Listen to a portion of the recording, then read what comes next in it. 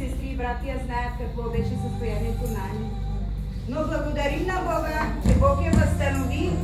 Доста време не съм прославила на Бога и сега е станала поредността от мене. Бог да я благослови и даде здраве и поверени да дойде мъже.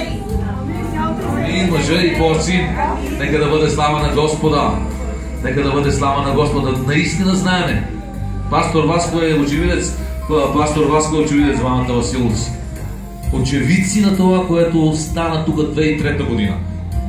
2003 година с сестра Ани. Бог се прослави много в нея. Къде е Ани? Впрочем. Добре, ставай. Може би моето свидетелство е най-силното.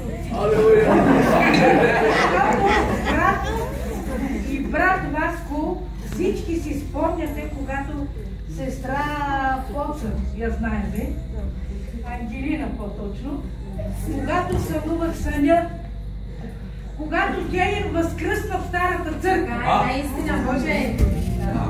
Вие сте свидетели. Преди това съм го сънувала и на другия ден е вторник, тя наистина умря в моите ръце, Бог ми е свидетел. Тя изхърка и придоби лице на мъртвече.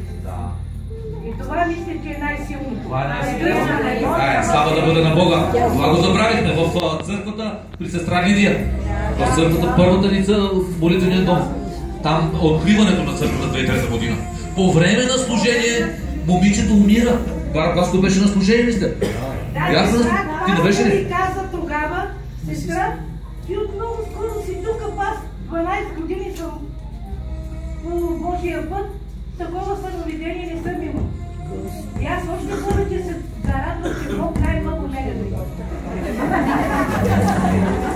Да, буквално момичето умря. Буквално момичето умря. И възкръсна. Това беше нещо страшно от църквата.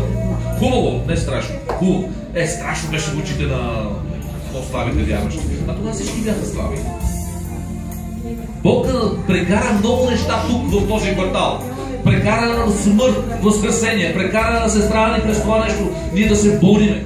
Това беше вече, аз знам, че това беше лично моя борба. Брат Васко със сестра Ани беше лично моя борба. Това беше за мене, за да мога да остана на мястото си. За да мога да остана на мястото си. Лична борба имах с Сатана. Той искаше да се махам от тук. Но не. Просто това, което е станало в този квартал, и много други свидетелства, това говори, че църквата е на правилното си място. Нека да бъде слава на Бога. Бог да ни благослови начин. Посреща се те, има време за всички. Така, айде сега Яни и след това сестра Нада.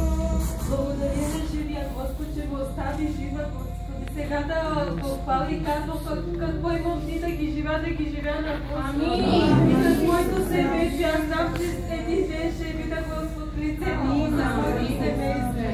И вярвам, благодаря на живия Бог, че ни става, за да му